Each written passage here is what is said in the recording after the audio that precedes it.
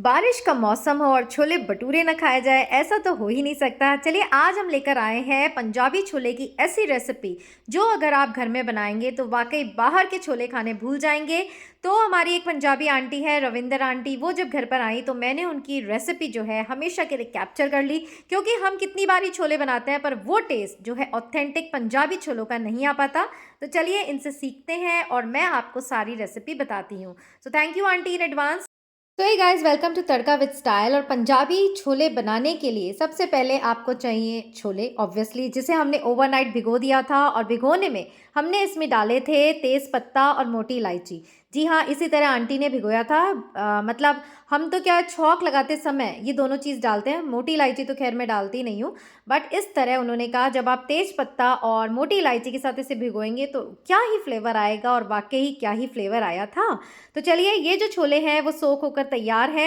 तो अब बारी है इन छोलों को उबालने की। उससे पहले यहाँ आंटी ने एक छोटा सा कपड़ा लिया है, उसमें 1 चम्मच लगभग चाय पत्ती को अच्छे से गांठ बांधकर इसे उबालने में, मतलब छोले उबालने में, इसको हमने डाल दिया है। और सारे छोले इसमें कुकर में ट्रांसफ़र कर दिए हैं। थोड़ा सा पानी लिया है, 2 उंगल ऊपर छोले के, इसी तरह आपको भी लेना है। और मोटी इलायची भी यहाँ पर हमने उबलने में डाल दी है, ताकि और भी अच्छा फ्लेवर जो है वो छोलों का आने वाला है।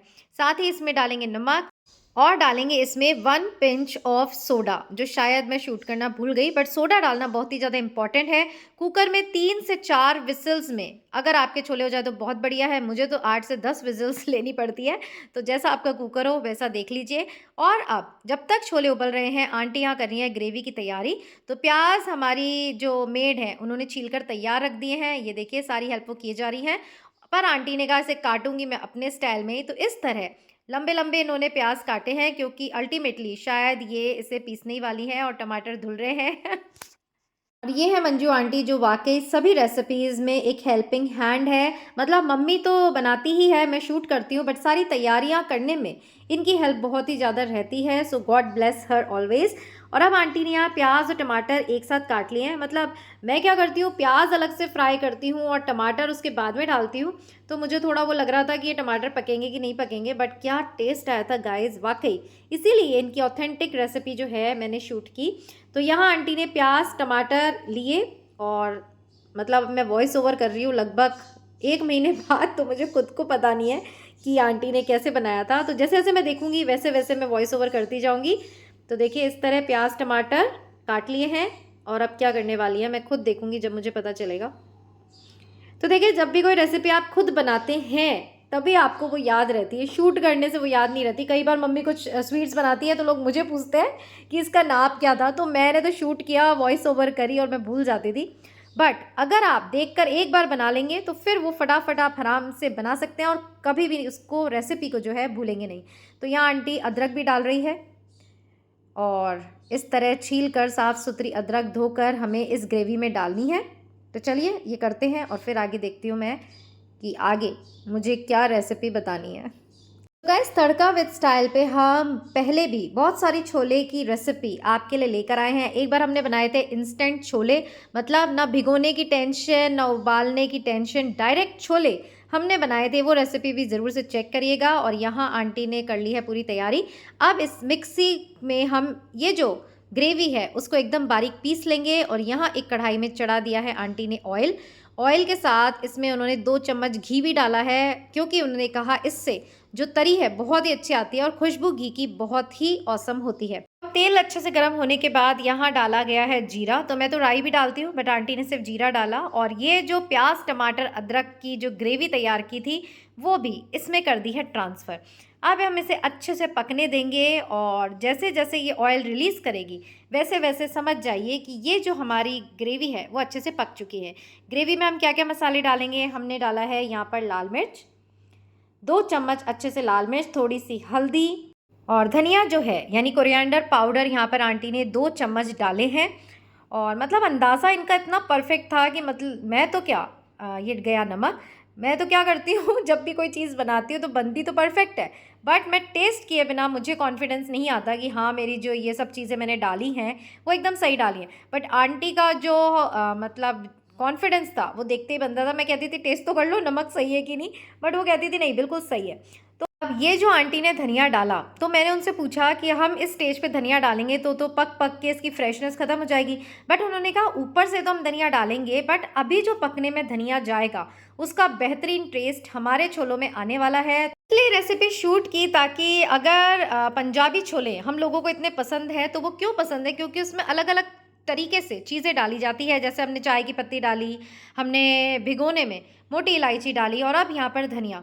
तो जब ये सभी चीज़ असेंबल होती हैं तब जाकर बेहतरीन छोले बनते हैं, जिसे हम बाहर जा जा के महंगे दामों पर खाते हैं। तो देखिए, छोले उबलने के बाद ये जो पोटली थी और क्या बोलते हैं, मोटी इलायची और तेज़पत्ता, ये सभी हमने निकाल दिए हैं और छोलों को भी इस तरह आंटी ने स्ट्रेनर में डाल लिया है और सारा पानी अलग कर लिया है और छोले अलग कर लिए हैं। मतलब मैं तो नहीं करती, मतलब मैं मेरी इसलिए बताया जा रही हूँ क्योंकि शायद आप लोग भी मेरी तरह ही बनाते होंगे। तो मैं क्या करती हूँ, पानी समेत ही ग्रेवी में डाल देती हूँ, बट आंटी ने सारा पानी अलग रखा है। इन छोलों को अच्छे से इस ग्रेवी ने जब तेल छोड़ दिया है, मीन्स मसाले पक गए हैं, तब इसमें ये छोले डाले हैं और डाला है यहाँ पर एवरेस्ट का छोले मसाला। अब मुझे भी पर्सनली एवरेस्ट की मसाले ही ज़्यादा पसंद है। मैं पहले भी दूसरी टाइप्स के मसाले लाई, बट मुझे उसका टेस्ट इतना बढ़िया नहीं लगा। तो आपने भी एवरेस्ट का छोला मसाला इसमें डालना है।